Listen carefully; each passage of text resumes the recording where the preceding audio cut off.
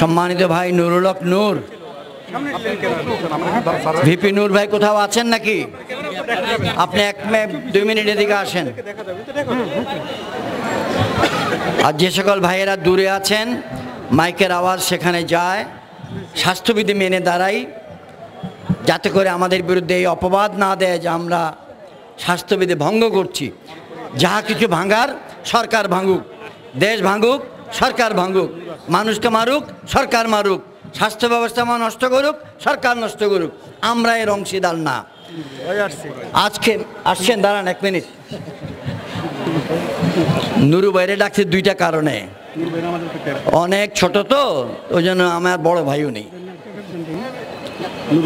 2টো কারণে আমি একটু আগে সালাম দেওয়া বিনিময় করি। আসসালামু আলাইকুম ওয়া রাহমাতুল্লাহ। এরকম করে মুসলমান সালামের জবাব দেয় না, আরেকবার দিবেন, আসসালামু আলাইকুম ওয়া রাহমাতুল্লাহ।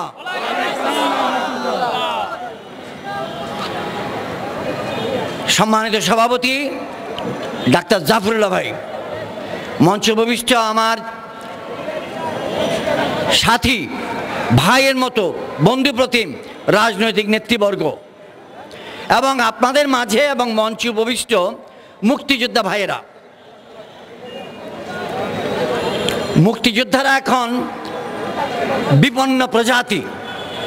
বিপন্ন প্রজাতি মানে তারা দুনিয়ার থেকে হারায় যাচ্ছে, তাদেরকে আর পাওয়া যাবে না। সরকার চেষ্টা করছে নতুন নতুন প্রজাতি আনতে।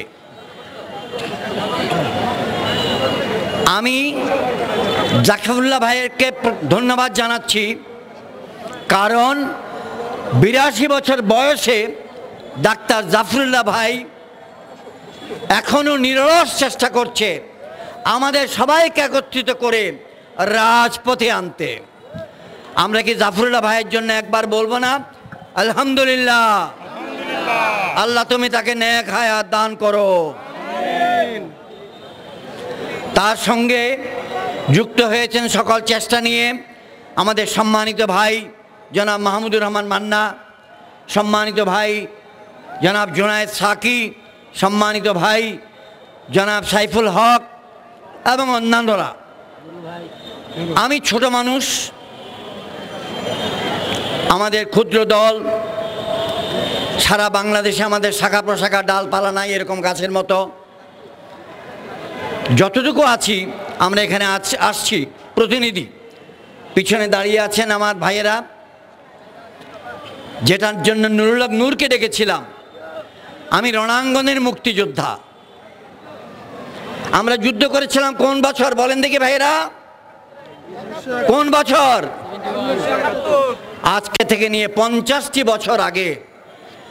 আমি ইব্রাহিম কি এখনো সেরকম তরুণ আছি? আমার হৃদয় আছে তরুণ, শরীর তরুণ নাই।